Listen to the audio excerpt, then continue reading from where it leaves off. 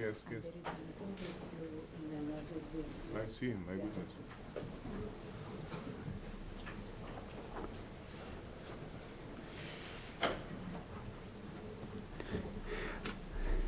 Welcome to the Woodrow Wilson International Center for Scholars for this Directors Forum with His Royal Highness Prince Hassan ibn Talal of Jordan. This forum is co-hosted by Bridges Jasur, headquartered in Beirut, Lebanon, and our own Middle East program directed by Dr. Hala Esfandiari. Both Prince Hassan and Fadi Riashi of Bridges Jasur are old friends to us here at the Woodrow Wilson Center.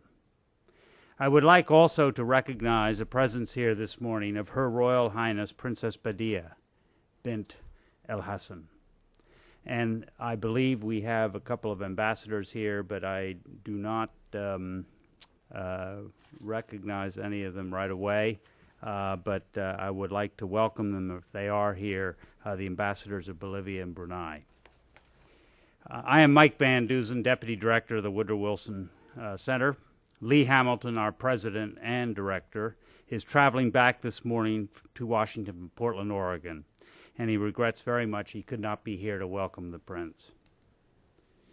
The Woodrow Wilson Center is the official and living memorial to our 28th president. We are a public-private institution, receiving some government funding but raising more than half of our resources from non-appropriated and private sources. The center's mission is to bring together the scholars and the policymakers, the thinkers and the doers, the academics and the business practitioners, the journalists and the diplomats, in the confident hope that from their dialogue on public policy issues, each will learn from the other. The work of both will be enriched, and better understanding and better policy can emerge. As the only United States president who had a doctorate, Woodrow Wilson spoke eloquently to the challenges and mutual benefits of bringing these worlds of scholarship and the world of policy together. Through more than 600 meetings a year in the presence of about 150 scholars during the course of the year, the center's work and its scholarship commemorates the ideals and concerns of Woodrow Wilson. This Directors Forum is very much in the Wilsonian tradition. Prince Hassan, throughout his career, has been a preeminent scholar while working in the public domain, being an advisor, initiating, founding, being actively involved in and leading several Jordanian and international institutes and commissions, and working on just about every key public policy issue. Among his activities, is the creation in 1994 of the Royal Institute for Interfaith Studies in Jordan. His Royal Highness is the younger brother of His Majesty the late King Hussein. Their branch of the Hashemite family is directly descendant from the Prophet Muhammad and is the 42nd generation. Educated first in Amman, Jordan, and then in England, His Royal Highness is fluent in Arabic, English, and French. He also has working knowledge of German, Turkish, and Spanish, and he did university studies in Hebrew. He is the author of 7 books. Prince Hassan has spent a lifetime studying and speaking about key issues of the Middle East region and trying, like Woodrow Wilson, to bring the world of ideas and the world policy together. And also, I think, like Woodrow Wilson, in believing in the magic of dialogue. His Royal Highness would, I am sure, agree on the need for a neutral and civil forum for free, open, serious, and informed dialogue of the key problems of the day. That is what the Center tries to provide. Prince Hassan's subject this morning delves into some of those key problems: religion, globalization, and democracy. Your Royal Highness, again, a hearty welcome to the Wilson Center. The floor is yours.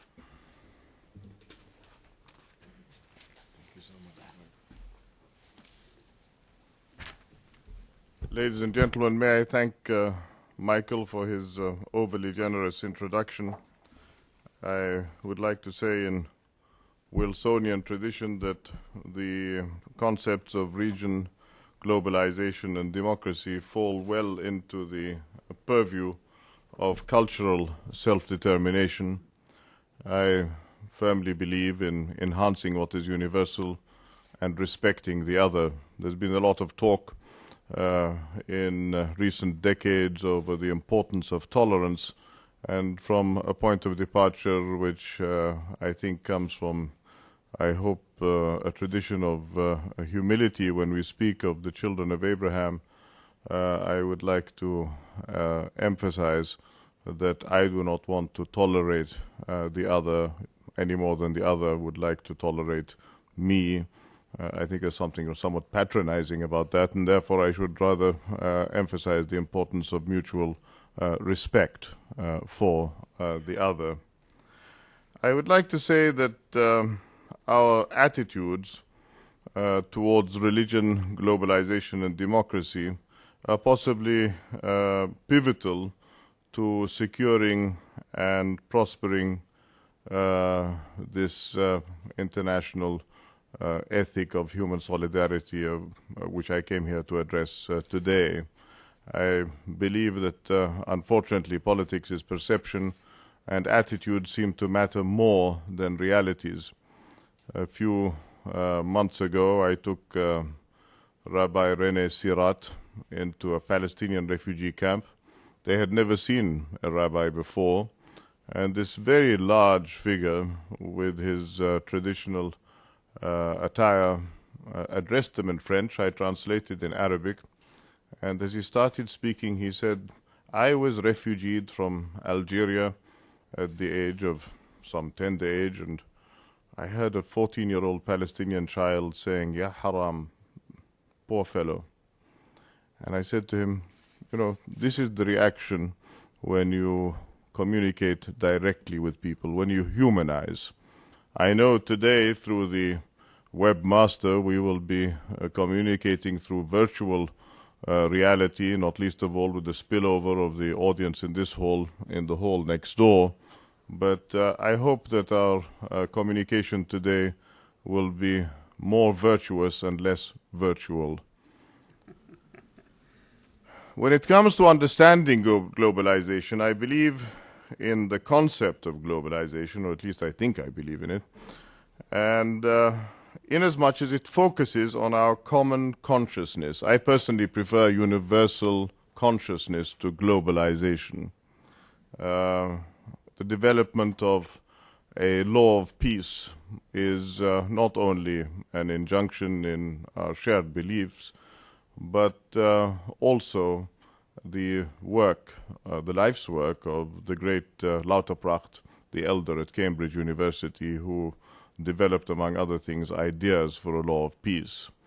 The body of customary law actually can be the leaven for a law of peace. Today we are dealing with so many crisis situations in concessions from the law of war, whether with the tortured, the disappeared, the dispossessed, the mothers of the Plaza de Mayo, who we had the opportunity of listening to when talking of the disappeared during our work with the international call for a new international humanitarian order.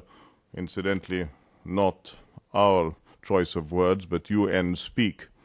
It was very clear that on all of these issues, there needed to be a networking of a law of peace that networked issues of man against man, man against nature. Mrs. Brundtland, when she presented her report on the Amazon, spoke extensively about the trees, but somehow the Commission report at the Earth Summit omitted to make any reference to the people living under the trees, 40 million of them. And I recall the development ministers of the world arriving at that summit, all looking for an indigenous or an autochthonous person, depending on what usage you'd like to use, preferably with a distended lower lip to be photographed next to show that they had been there. And been there in the Korzynski sense of the word, I suppose. Globalization does not mean the erosion of distinct civilizations or values. It means to me including the whole of humanity and paying equal attention to contrary voices.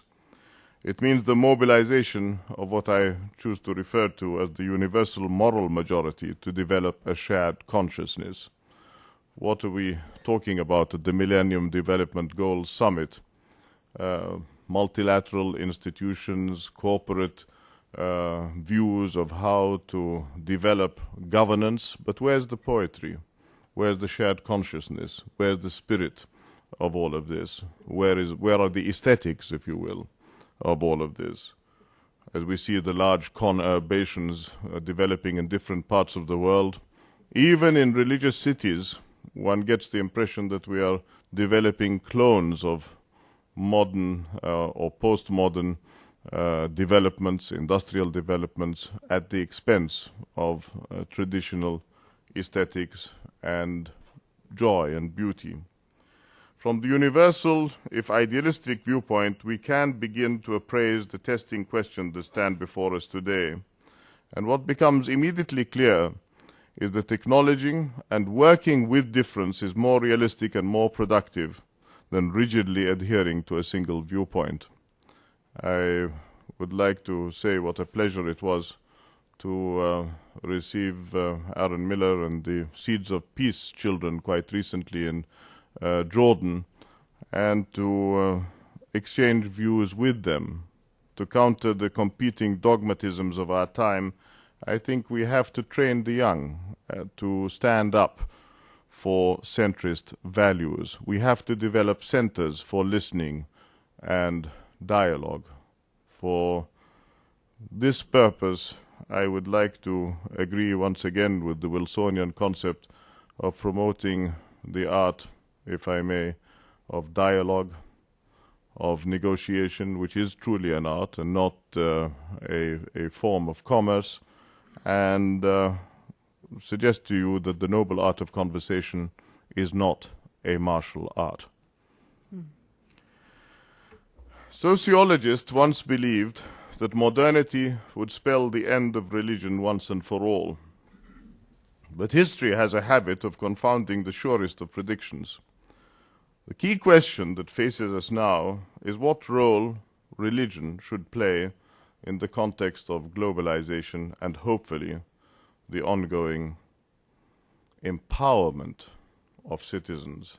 I am hesitant to use the term democratization. I have exchanged views with Nathan Sharansky, who of course is very strong on the importance of democratizing our part of the world. That is to say, Marrakesh to Bangladesh or Casablanca to Calcutta, sometimes referred to as the Middle East.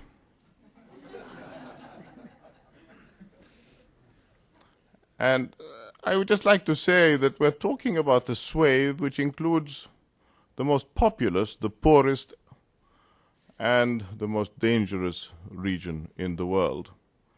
And in that context, I would like to suggest that what is most dangerous is the absence of empowerment of citizens. My late sister-in-law, Selma Subhan, worked in Bangladesh for 20 years with a group of lawyers empowering women, that is to say, coping with legal illiteracy. And when I was asked to say a few words at the mosque, when we came to remember her and her life's work, the imam, probably trained in an extremist school, the hennaed beard, said, "Would you speak?" And I said, "No, only on one condition." "What is the condition?" he said. I said, "There are 1,000 women outside this mosque. Now either you let them in or I blow the whistle on you. This is the house of God. It is not the house of man or woman. It is the house of God. These people have come to honor somebody who has worked for the common good. Let us remember that the basic tenet of Islamic jurisprudence, fiqh, is al-maslaha ghayat al-hukm. The common good is the objective of governance." I remember the story of a Byzantine scholar, Livanos, who had simply on his epitaph in the 6th or 5th century, "Il a été touché par l'amour du bien-être public." He was touched by the love of the public good, as though this was the cause of his death. Anyway, I suppose we all have to go sometime, and that's not a bad way of going. It may sound strange that in the context of Iraq that many millions of Muslims not only believe in democracy, freedom, and the rule of law, but also appreciate America's role in promoting those values. And when I say Iraq, I mean I keep talking here of the folks who stayed back home and the wider community of the Arab and Muslim dispersion in many parts of the world. Numerous surveys suggest that this is so. The Global Values Survey and the Center for Strategic Studies at the University of Jordan being just two of them. We can see that the United States has been a strong supporter of democracy and freedom across the world, but there is much more work to be done, interactive work, if I may say. Not a monologue about the need for dialogue.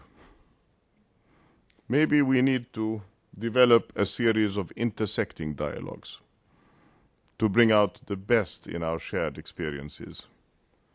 4 years after the horrific attacks on New York and Washington, the balance sheet on global security and stability records some valuable gains but also lost some ground. Terrorism is not only still with us, it is becoming one of the world's fastest growing and increasingly franchised industries of globalization. An unfortunate nexus between religion, globalization, and democracy is reflected in Peter Bergen's statement that, and I quote, "With its organizational structure, communication strategy, financing, and global reach, Al-Qaeda provides a model for future groups that seek to harness the forces of globalization and the democratization of weapons of mass destruction, knowledge, to achieve their objectives." The democratization of MAD, in capital letters, mutually assured destruction. It is our duty, the duty of the moral majority, to seek to construct mass, mutually assured survival. So how do we do that? For 4 years on, what have we learnt collectively? First of all, there is an emerging consensus that the consolidation of democratic regimes in the broader Middle East will make Americans more secure. Reynold Niebuhr, your great American thinker, suggests that the human capacity for justice makes democracy possible, and the human inclination to injustice makes democracy necessary. Secondly, we have learned the importance of knowing our enemies and avoiding actions that might turn friends into foes. September 11th, the Iraq War, the Arab-Israeli conflict, the abandoned Algerian elections of 1992, all these lessons of history should strengthen our conviction to pursue freedom and democracy universally, and not just to confer legitimacy on certain regimes for our immediate purposes. And when states do turn to democracy, we have to be there as long-term partners to make sure the promises are fulfilled. We know, too, that democracy has to be developed in culturally appropriate ways. That is not to say a special recipe or an out. It is to say that one has to recognize the idiom in which you approach a matter. Example, when you speak of secularism, it rings in the ears of many people in our part of the world because there is no direct translation of secularism in the sense of building a civic society or a civic state. Secularism, of course, political secularism safeguards rights, including religious rights, but this is not understood. People understand atheism or agnosticism. Laïcité in France has created enormous problems with believers, Jews, Muslims, and I think that it doesn't do you any service to avoid communicating in an idiom which people can understand. But that is the limit of what I mean by applicable to different cultures. I do not mean a cop-out or a rejection of democracy. On the contrary, I think implementing an ideal like democracy is difficult before people see real changes on the ground, especially in societies that are still struggling to come to terms with themselves after centuries of colonialism. I would like to say that many of our wounds are self-inflicted by autocratic regimes.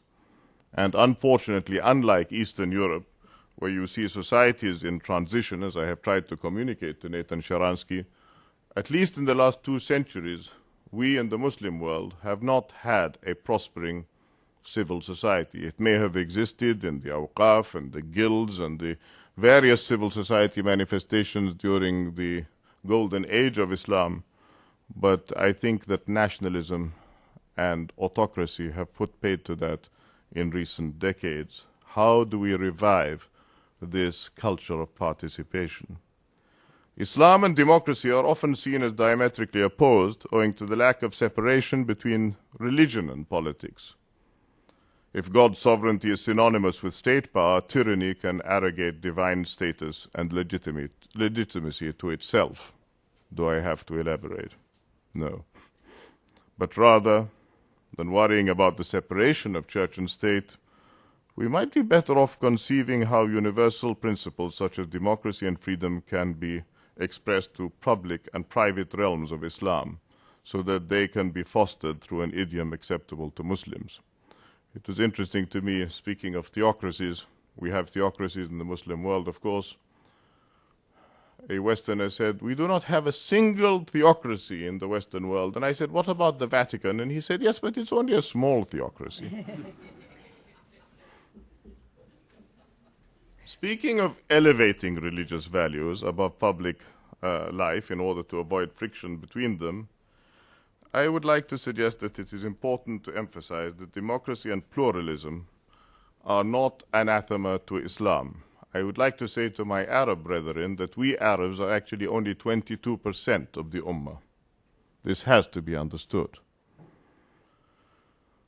The neo-nationalist Arab parties, I have said to both the late President, not Saddam, the late, maybe he will be late, I don't know, but both to Hafiz Assad and to Saddam Hussein, please be aware of the fact that you are irritated by the term Zionism equates racism, which actually was not coined by a Middle Easterner, it was coined by a troublesome Irishman, Patrick Moynihan.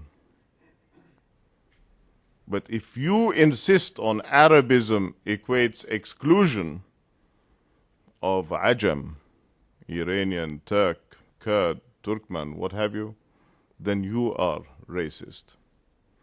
And I think that we have to accept that it is part of the teachings of Islam.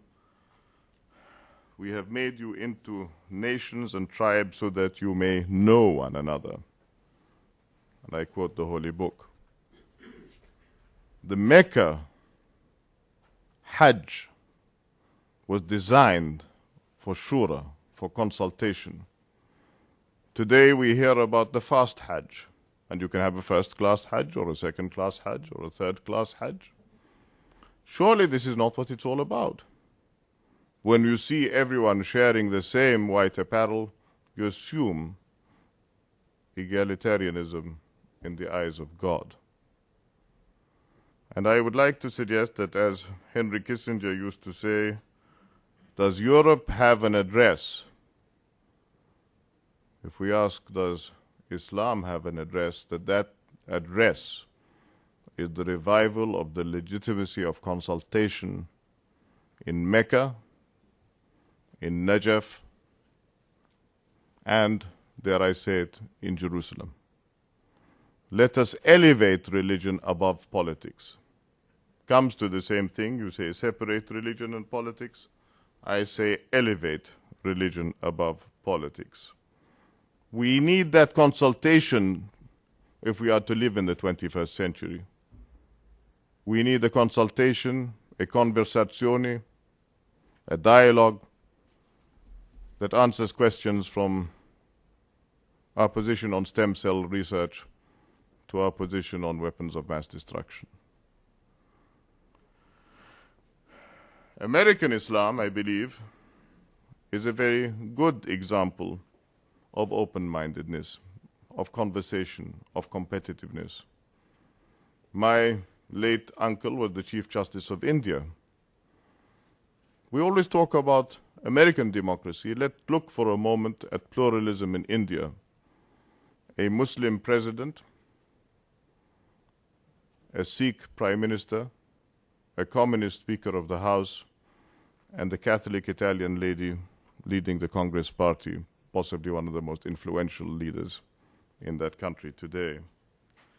And I think that competitiveness, teaching by analogy, learning by analogy, living by analogy, is so important in producing the best in all of us.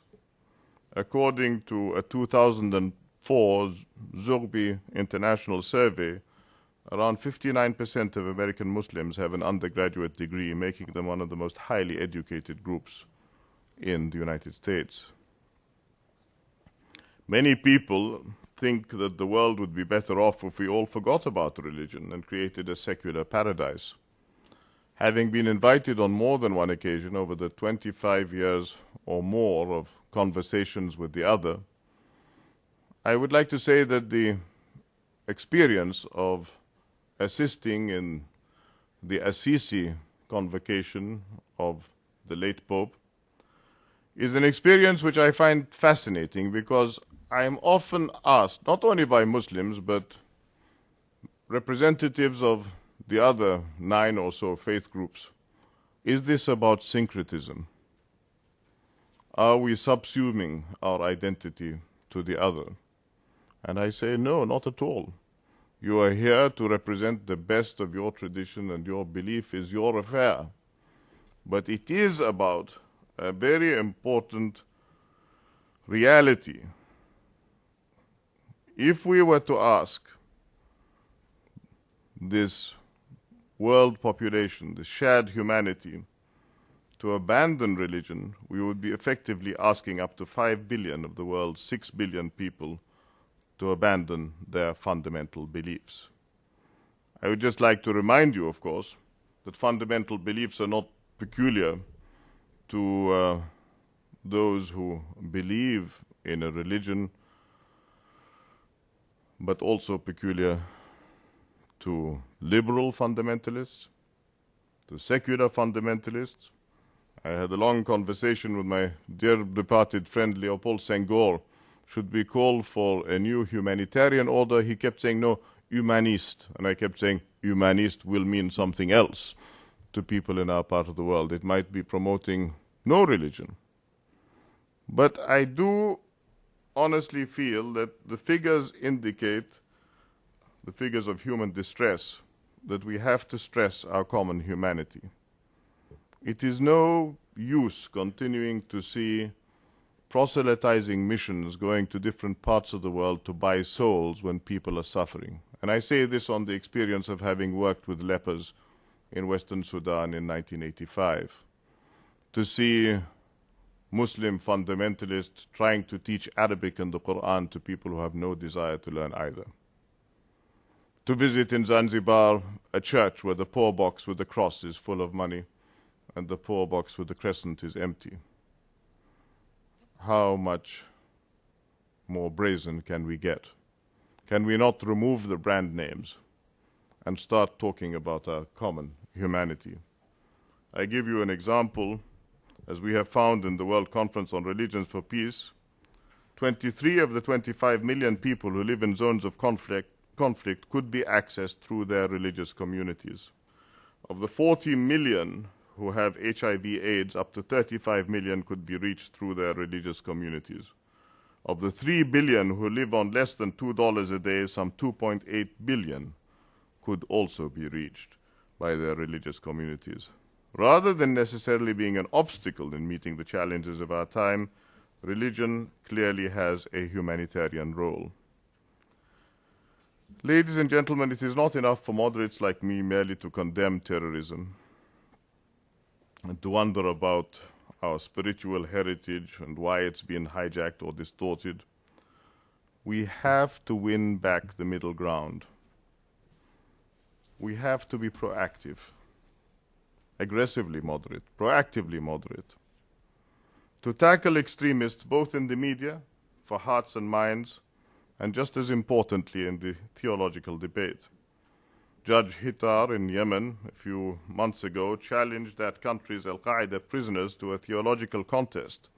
Anti-terrorism experts feared the worst. If you can convince us that your ideas are justified by the Quran, he said, then we will join in your struggle. But if we succeed in convincing you of our ideas, then you must agree to renounce violence. Now, 2 years on, not only have those prisoners been released, but relative peace reigns in Yemen. Since the first round of dialogues ended in December 2002, no further terrorist attacks have taken place. Over 300 young men have been released, and none of them have left to fight elsewhere. Although it was 4 years ago, 9/11 remains fresh in our memories. We still share the pain of such events, and we understand why people are asking difficult questions.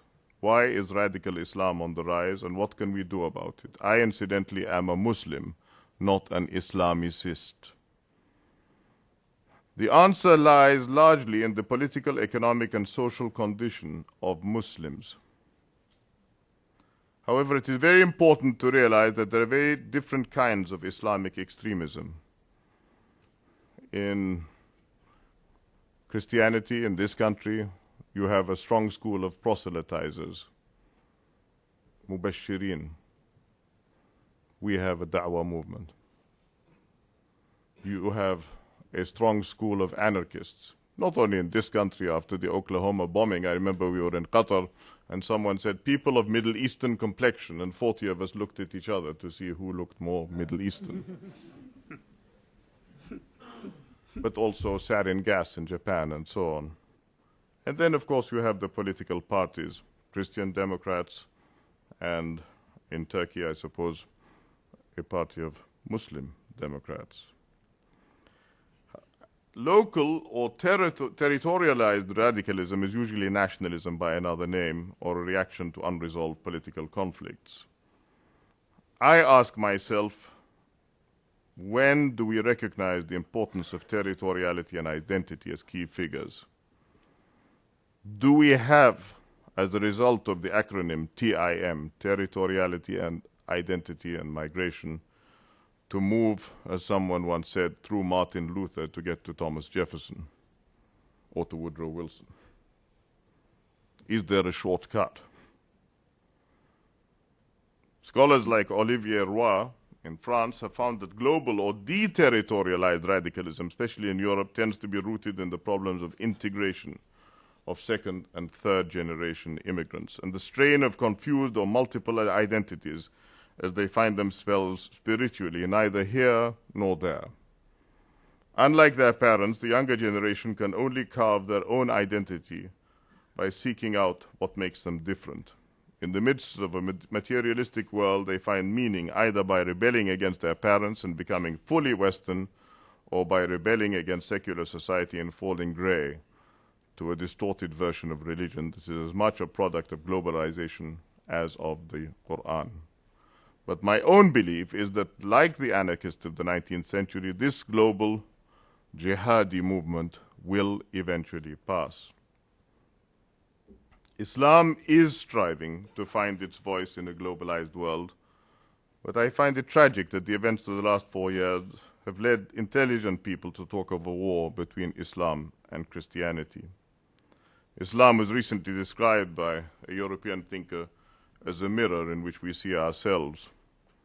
That reciprocal process of dialogue, rather than the clash of civilizations, or as I put it, the clash of communities, is clearly the kind of interaction we need. At Lambeth Palace in 2002, we came together as Muslims and Christians. In Windsor for over 25 years, we have been Muslims, Christians, and Jews to build bridges. We start with fear of the other. And then when we have reconciled ourselves, we move on to fear of the folks back home. How do we explain the experience of interaction? And then we go back to square one, fear of fear itself.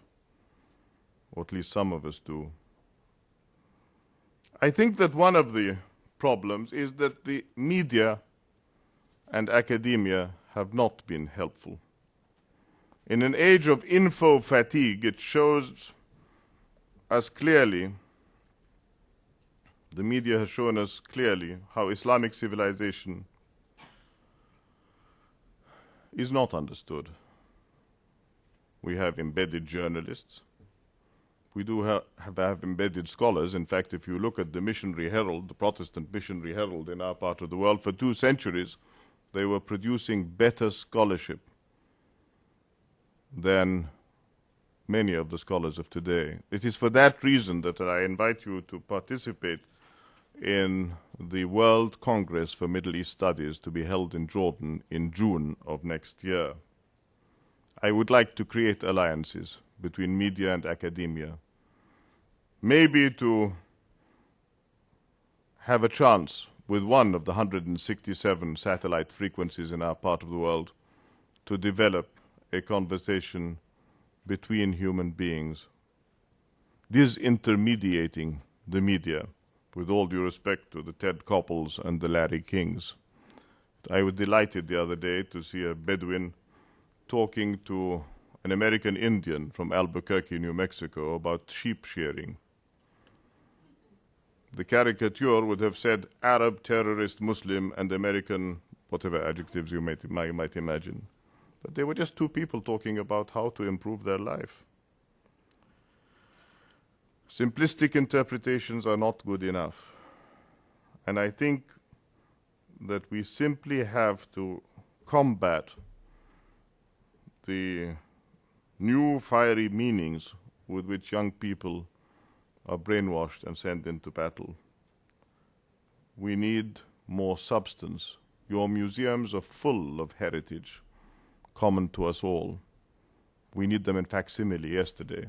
We need them to be made available to young people in particular, to motivate them about the positive achievements of our shared lives. While we try to drain the oxygen of publicity away from extremists, Western policymakers also have to be careful to distinguish between different kinds of Islamists.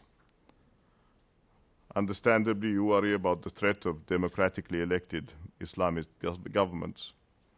But as Secretary of State Condoleezza Rice has noted, this fear has led to a policy of the lesser of two evils, stability at the expense of democracy. The result is the perpetuation of autocrats and dictators on the one hand, and the growth of an extremist religious backlash on the other. This is a vicious circle we must break out of, and I warmly endorse Secretary Rice's moves in this direction. It seems then it is not Islam itself or some hatred of modernity that is the source of difficulties, but the fear of allowing the Muslim world to democratize. We have to overcome that fear. The onus now is on Muslim societies themselves to adopt modern democratic institutions, to reach out and do good things in bad times. We have representatives from the IMF in this meeting.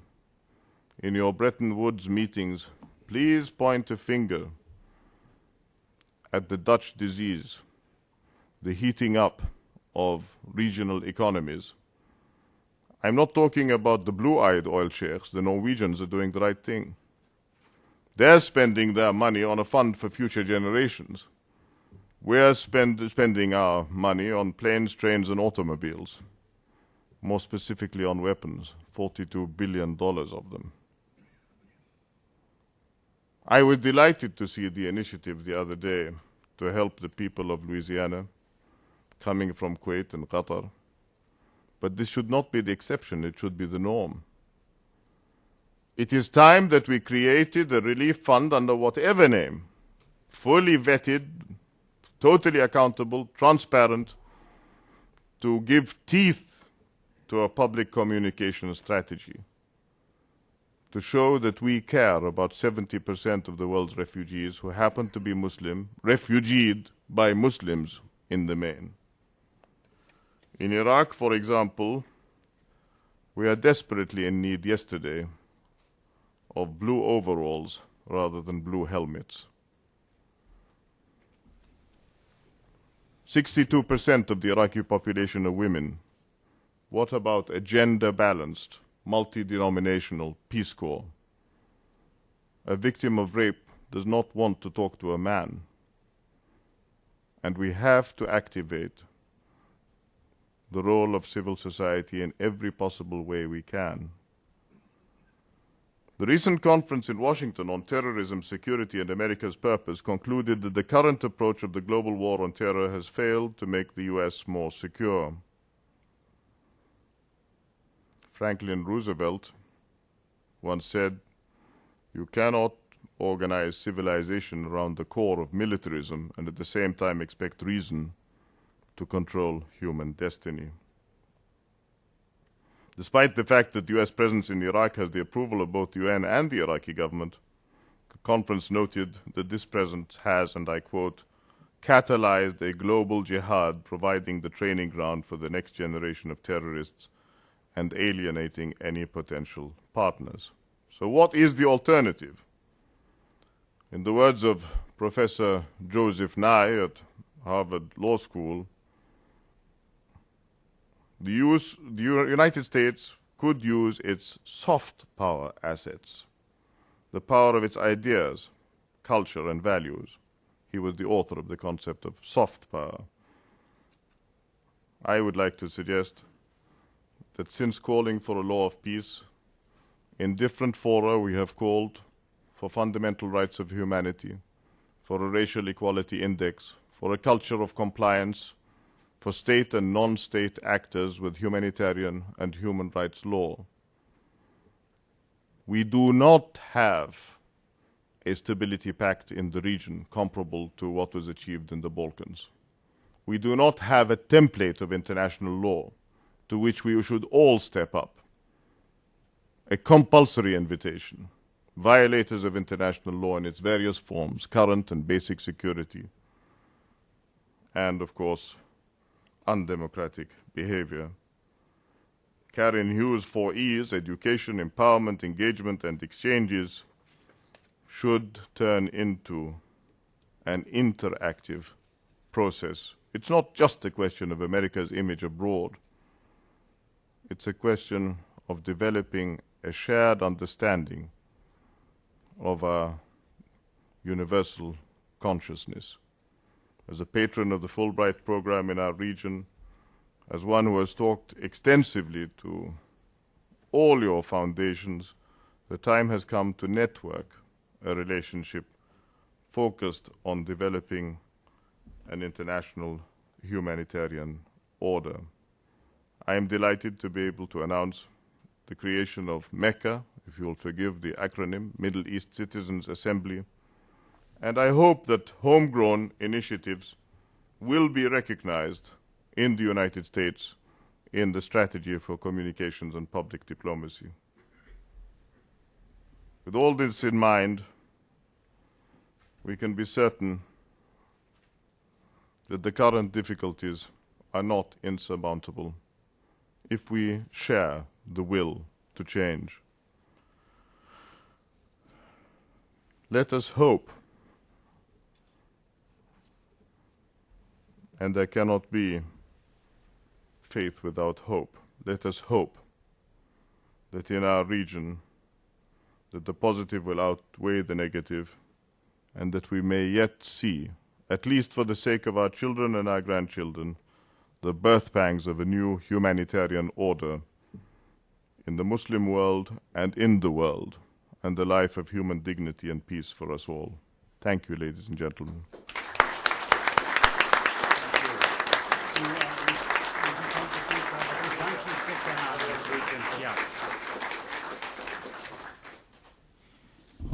The Prince has very kindly agreed to take a few questions, and Dr. Esfandiari will orchestrate the question and answer period. Hala. Yes, please. Could I ask you to identify yourself and please be brief in your questions, because there are a number of other questions there. I'm Riyas Naqshbandi from Sanghamore Group. صاحب السمو, Your Highness, Assalamu alaikum. Obviously, we enjoyed this great presentation. My question to you is, the U.S. is trying very hard to go overseas and to explain the U.S. position towards Muslims and Islam in a very active role now. My question to you, do you see any trend or any value or any initiative on the part of the Muslim world to come to the U.S. and explain Islam and Muslims to the population here and academic institutions as well? Thank you. I think that the formulation of the question is almost going back to the concept of marketing a cause. Religious people might call it proselytizing. Americans traveling the world to market the American way of life, in parentheses, and people from our region coming to market Islam, in parentheses. You can't really market a religion in a visit, nor should you. So I would like to suggest that what I see is an international series of meetings developing a commitment to civil society, to the rule of law, to democracy, to freedom of speech, and not enough being done over the third basket of cooperation. If you recall the Helsinki process, security, economy, and culture as an afterthought. I think much more emphasis needs to be placed on developing culture as a means of communication. And there are many examples of that. Teaching by analogy, for example, in Europe, the Erasmus program, the Socrates program, put you in the shoes of the other, the rich in the shoes of the poor. I studied French history from an English point of view, which is entirely objective, as you can appreciate. I think that Americans have to learn something about our region by learning from the opening up of distance learning facilities, conversations through citizens' assemblies, getting out of the negotiating mode. This is not a question for lobbyists in Washington. It is a question of, as I said, starting a major effort to develop a commitment, a solemn commitment to international humanitarian law. Of course, I can recite any number of universities with which I'm in touch, any number of exchanges with which I'm sure all of you are aware. But all of this is, I think, a little too late. I mean, there are projects looking for funding. I've been asked to narrate a program on Mediterranean culture. Ibn Khaldun, Ibn Maymun, Averroes, Avicenna. And I feel tired of, carrying the begging bowl and looking for funding for this and looking for funding for that. If there is a Middle East peace initiative, if there is a communication strategy worth the name, then let us consider interaction rather than the Radio Farda, Sawa, Hurra approach, which is really, the European Radio Free Europe approach. That's all very well. Let's hear a taste of America or see a taste of America. But what about an interaction between common folk and their partnership for the Middle East? The Lugar-Biden call for partnership for the Middle East, I think, is hugely important. Thank you. Yes, please. Okay. Eugene Foley, Washington, D.C. First of all, I want to commend you, Prince, on your great speech and your comments. My question is has to do with science and technology. To what extent is that pursued in your country, and what is going on in that field? Well, I have had the privilege of founding the Royal Scientific Society of Jordan, which is our applied research organization of over 45 laboratories. Two-thirds are internationally accredited. So we combine a Bureau of Standards approach on the one side with R&D on the other. The Higher Council for Science and Technology attempts to prioritize the work of 22 universities in Jordan today. But what concerns me more than Jordan is the neighborhood. We need supranational projects rather than projects that you fit a concept into, which is almost impossible. The concept needs to be, in my humble opinion, how to develop, by removing the brand names, the Great Rift Valley, which passes through Jordan under the name the Jordan Rift Valley.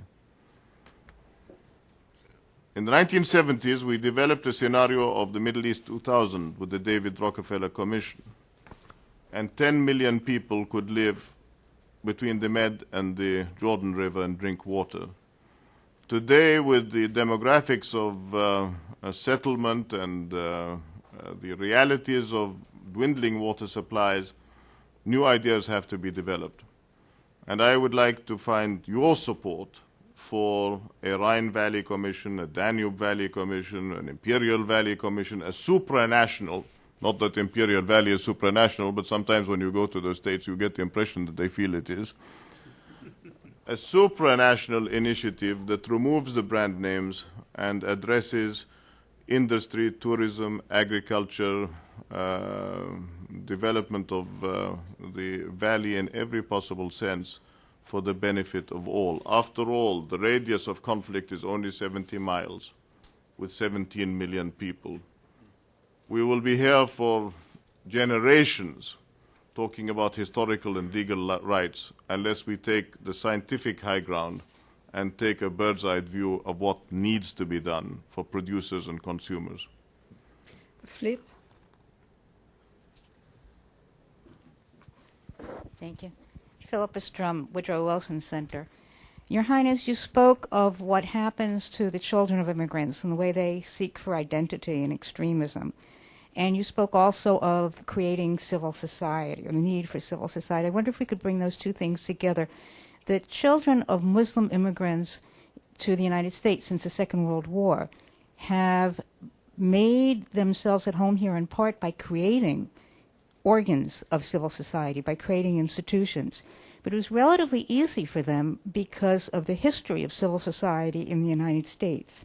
And I'm wondering, since you said that civil society has been lacking in many countries of the world for the last 2 centuries, how does one go about creating an environment there that will be welcoming to instruments of civil society?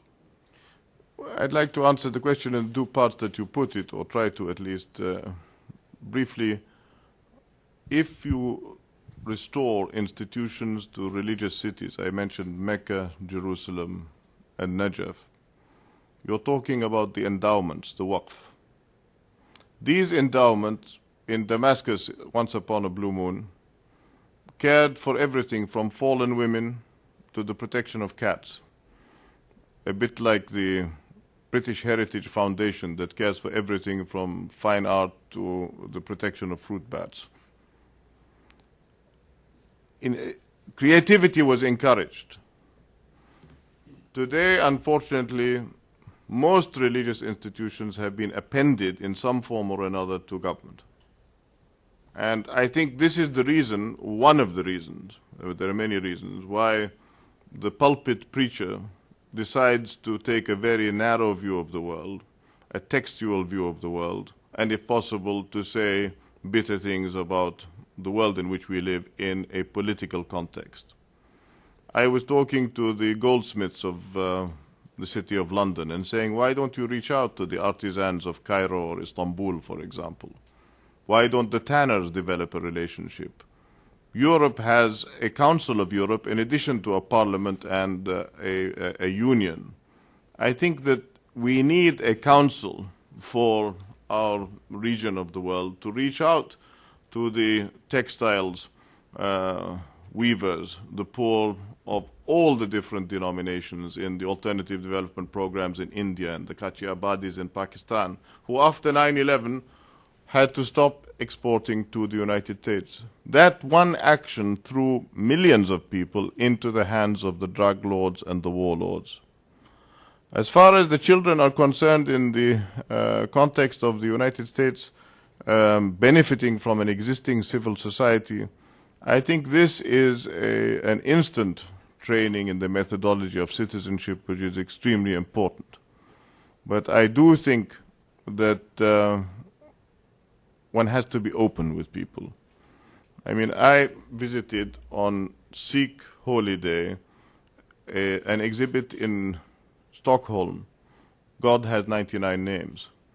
You had Sikh, Swedes, Muslims, Jews, all the different denominations, taking you around the mock-up of temples, telling you why people eat and drink the things they do, how they observe, although there was killing going on between Sikhs and Muslims. The common denominator was that they were Swedish citizens.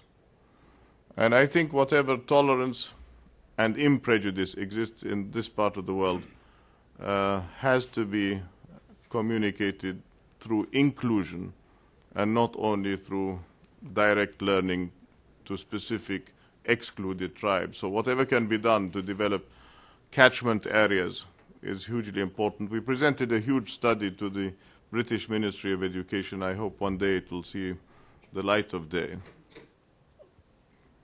Yes, please. The back. Yes.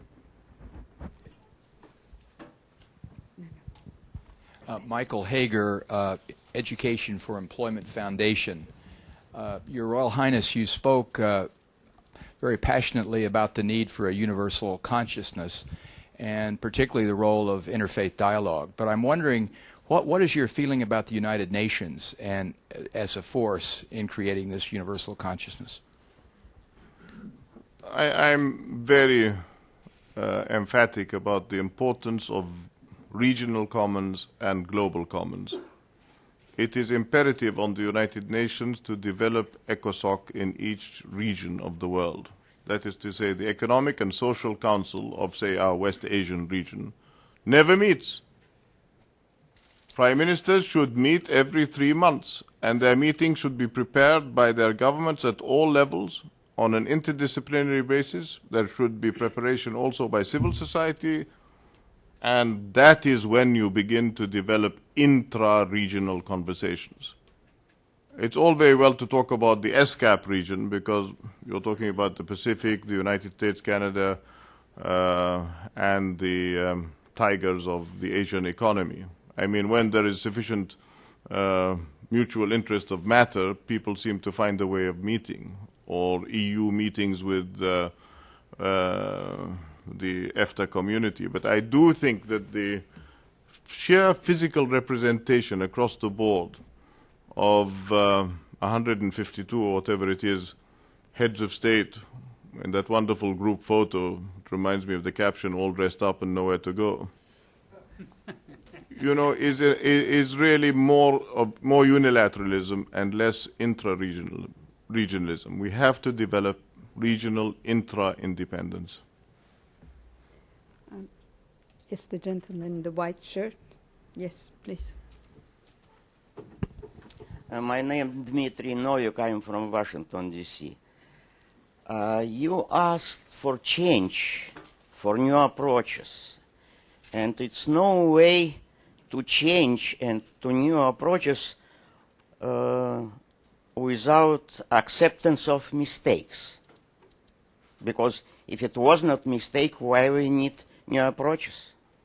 So my question is, give us, from your point of view, from your community, what is biggest mistake in your community? Tell us, please. Well, I was born in 1947. I suppose the biggest mistake in my adult life was the 1967 war.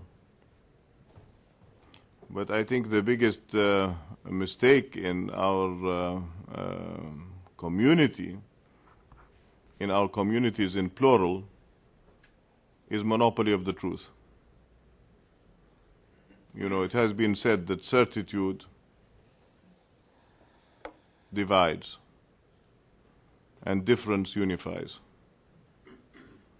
I don't know, when we speak about the monopolizers of the truth in any of our religions, how similar they appear to the rest of us. So I would like to suggest that if we are promoting dialogue in a Wilsonian tradition, I think it is important to invite those who differ with you. If you want to invite your friends to dinner, that's another matter. But to develop conversation, there cannot be a monopoly of the truth. The young lady in the red. I'm trying to move across the room. Samu al-Amir, Your Highness. My name is Rana Shakar, and I'm from Lebanon. I'm currently interning at the International Association of Women Judges.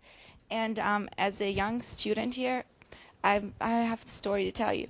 I have, sorry, I'm just a little nervous.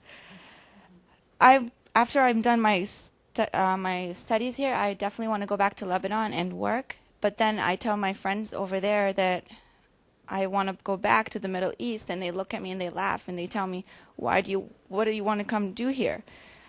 We're all trying to leave and you want to come back. With this kind of mentality, how do you think we are going to achieve democracy? Because they have the most education, they have the most knowledge of the technology and democracy. How are we going to achieve that with my generation and the lower generation? If the more influential people that are trying to leave have that kind of mentality. Well, I recognize your dilemma. Don't forget that I was educated in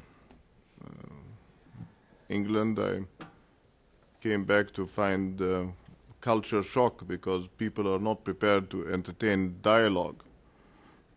You know, there's an English expression, I believe in a meeting of minds. If you have a mind, I'd like to meet it. The finest graduates from the Wharton School, from Fontainebleau, Arab graduates, whenever I ask them, are you going back to the region? They say, no, why should we? We don't want to go back to a cronyist system, to a nepotistic system. We want to go back to a merit-based system. So it's really a question of the chicken and the egg. If you don't come back, it will never change. But if you do go back, then you have to face the music. What more can I say? I certainly am one, for what it's worth, who continues to emphasize the importance of Arab al-Mahjar, the Arabs of the dispersion, and Arab al-Mawtin, and to say that there will be no enlightenment unless you people come back on terms which are acceptable internationally, to focus on anthropology, human dignity, as a centerpiece for development. I don't equate development with income. I equate development or progress with a human contribution and an improvement of our way of life. Thank you. In the back, please. Yes. Thank you, Your Highness, for an eloquent speech. My name is Ahmed Solomon. I'm a business consultant. My question is, don't you think that illiteracy, especially religious illiteracy in the Middle East, have helped the cause of extremism and terrorism? And how can we change that? Thank you. Years ago, we established Al-Bayt University in Jordan, and the hope had been that we take the finest scholars in sciences and ask them to continue in higher studies in Islamic studies. Unfortunately, you're quite right that while the lowest achievers go into the colleges of Sharia, you are not going to get an improvement in the quality of religious education. Secondly, I'd like to say that in Scandinavia, the finest educational achievements have been to extend the compulsory cycle to 14 years, but to teach relatively heavy subjects like history and religion through anecdote up to the 12th grade, because it's more absorbing. So I think that teaching by rote is one of the big problems. I know that there is a complex over teaching Arabic, which always takes us back to the importance of the Quran, and I think learning verses of the Quran actually, as we say in Arabic, facilitates your pronunciation. But that doesn't mean, as I said the other day at the meeting between the Arabic Language Academies and the Arab Thought Forum, that we don't try and do what the Oxford English Dictionary did, to break up Arabic into classical, Middle Arabic, and contemporary Arabic, and to recognize the loan words. And I think that also applies to the religious educators. They seem to lord it over everybody by claiming that they speak Arabic. And speaking of Arabs abroad, I would like to recommend to you the Oxford University Press translation of the meanings of the Quran by Professor Muhammad Halim and his group, Muhammad Abdul Halim at the University of London. Third generation Muslims have come up and said, we hope you don't consider us blasphemous, but now we understand a little better. And non-Arabic speakers have said the same. Yes.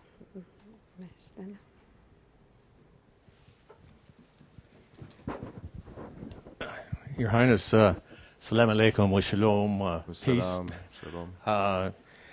My name is Eugene Bird. I'm president of Paul Finley's Council for the National Interest Foundation. We're much interested in the multilateral NGO diplomacy, third track diplomacy in terms of bringing in to Washington here on a permanent basis, not just a temporary basis, NGOs from around the world to do the dialogue that you were talking about. I was also very interested in this connection with your statement about the Algerian elections and what happened in Yemen. Co-option is something which maybe third track diplomacy could develop better than governments at this point. Would you comment? Well, I believe not in third track or second track or first track. I think the concept of track 1.5 is something worth considering. Because NGOs left to their own devices, as we saw in Tehran in the preparation for the Durban meeting, which unfortunately was not a successful meeting on all forms of discrimination, hosted 400 NGOs and over 40 governments. I think the NGOs were given about 10 minutes to speak in 3 days. So unless there is a shared strategy and a program to which both NGOs and international institutions, for example, legal institutions, can subscribe, I think it's very difficult to go into a first-track situation like the result of an election and scream about it. Nothing is going to change. So I think that this is the process that you're talking about, the beginning of a conversation that would be applicable certainly in situations such as the ones you cited, may be more applicable in terms of an election process than a bold move by an inspired judge to enter into discussion. But I do think that we need more of this hands-on conversation. Yes, please. Your Highness, my name is Ekene Okobi. I'm from American University, and I have a question about the press. I know that you want to increase the visibility and the independence of the press in Eurasia and the Middle East. And you said one of the ways to do that was to increase commercial funding of press. But my question to you is, and your reason for saying that is so that it would be independent of governments who choose to manipulate messages through the press. But my question is, does that then make the press beholden to the commercial interests that fund them? Well, I agree absolutely that any funding should not be strings attached to anyone, and the press should not be beholden to anyone, which basically means that we're talking about independent endowments. I have suggested the creation of an international media peace corps, which is a paper I would be happy to share with you. And in London, over 20 years ago, we started something called One World Broadcasting Trust, which actually is a foundation that still exists. And what we did was to give a recognition to the best radio program. The best TV was not so well developed. I'm talking 30 years ago now. I did date myself. The best press story from Peru, from Chile, from South Africa, to listen to the direct representation of views from people on the ground. And I think the concept of independent foundations and endowments is rare to come by. I mean, one talks about the role of the 167 frequencies in our part of the world. At the end of the day, each one of them has a particular bias. But I really don't know, without developing an international knowledge base, rather than everything coming out of the International Trade Center, how one can develop that knowledge and that focus.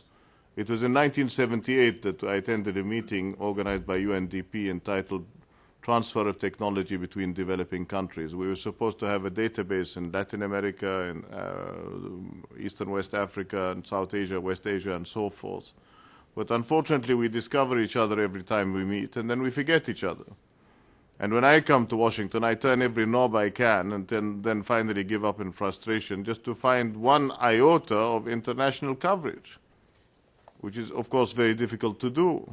So, I think that to talk about universal press coverage, unless you're a whiz at the internet or whatever, is not actually that easy. So how do we form opinion without the influence of external forces? How do we develop this commitment to an international media press corps? These are questions I leave to young people like yourself. Yes.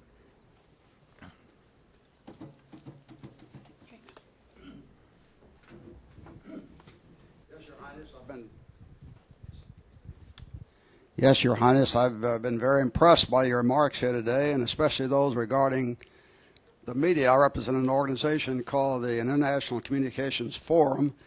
We've had meetings in countries from Russia to South Africa and Australia.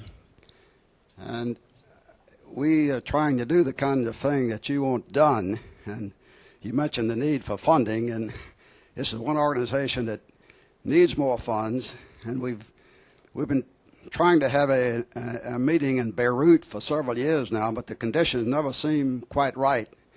Actually, we were supposed to have one there in March of 2003, and you know what happened there? We couldn't have it. But I just wanted to know if we could enlist you in some way to help us do the kind of things that you want done. Thank you very much. The ambassador of Jordan is sitting in front of you, and you can enlist both of us. Consider us enlisted. But I also chair the Arab Thought Forum, which means that I do actually have a chance to ask other Arab capitals, so it could be in Morocco or Algeria or wherever. I mean, but we'll come to an agreement. Absolutely. Thank you.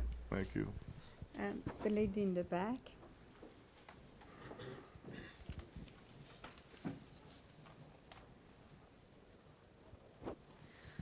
Your Royal Highness, you, in your speech, attributed the lack of an active civil society in the Middle East to autocracy and to nationalism. I was wondering if you think that the relationship between nationalism and the disintegration of civil society is particular to the Middle East, or do you think that relationship holds everywhere in the world? Well, I don't think it is peculiar to the Middle East. However, as I said, in the context of Eastern Europe, despite the strong nationalism, there was a strong undercurrent of civil society movements. The Arab Renaissance movement as a thought process started at the end of the 19th century. It was a pluralist movement. I recognize the work of Christian scholarship, not least of all in Lebanon, about which we were speaking earlier, and Syria.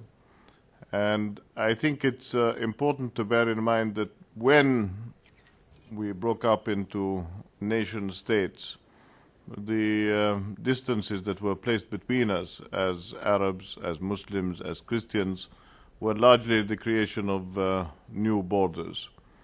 And I think that today, in a more interconnected world, it is absolutely essential to recognize the importance of breaking down these borders and developing supranational thinking.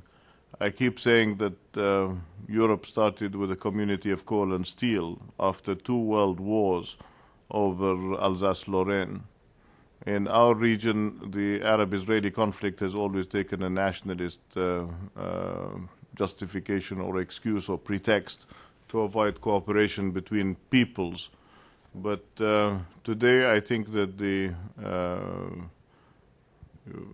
I would quote Aldous Huxley's definition of nationalism, a common misunderstanding of history and a common hatred for your neighbor. But I think the time has now come to recognize regional commons, and this is why in Prague, of all places, we're producing a community statement for water and energy and the human environment. I hope we can produce similar statements for regional information networks. Your Highness, may I ask you the last question? In the recent debate in the Middle East is whether one should include the Islamist movements in elections, in the process of the development of the state. And we had here 2 weeks ago Saad Ibrahim and Anwar Ibrahim both arguing that it is the time is ripe for this inclusion. And the problem, on the other hand, is that if they come to power, they necessarily don't adhere to the constitution that brought them to power and tend to change that. Do you care to comment on this issue? Well, I think that it's important to ask who the we is. Do we include? If the we is from a perspective of Washington... No, I'm sorry, the we, I talk always as the we when I talk about the region, because I come from the region. Yes, no, I accept that, but I would just like to pursue the following thought, that neo-nationalism during the days of Jamal Abdel Nasser was the alternative to dealing with traditional regimes. Neo-Islamism today might be the alternative to doing the hard work of promoting transition within autocratic regimes, whether traditional or so-called republican. I mean, we have hereditary republics in our part of the world at the present time. We have presidential monarchies. So, I mean, the rule by mandate is characteristic of autocracies in the region, whatever the brand names. And I think what is important is the recognition of the fact that there are many of us out there, I think the majority, who share universal values, universal consciousness, American values, who I think are going to be trampled underfoot if these conversations born out of convenience and desperation, possibly after Iraq and Afghanistan, with the Hezbollahs and the Hamasis and the Jihadi Islamis, become an alternative to a conversation with centrists and moderates. You know, sometimes I feel that it's people like myself who are the real radicals in the eyes of those who do not want to engage in a conversation. And believe me, we get it in the neck from both our audiences, both from the Western audience that doesn't like the wog who speaks back, and from the traditional audience who say, what has your friendship with the West done for you? So, I mean, branching out to speak to these different groups is all very well. I believe in inclusion, but let it be a principled inclusion. Thank you very much. Mike? Hearty thank you to all of you for coming, and to His Royal Highness for being our guest this morning. Thank you very much. Thank you. I was told that you have to leave at 11:30. Thank you very much. It is very kind of you. Thank you so much. Thank you very much.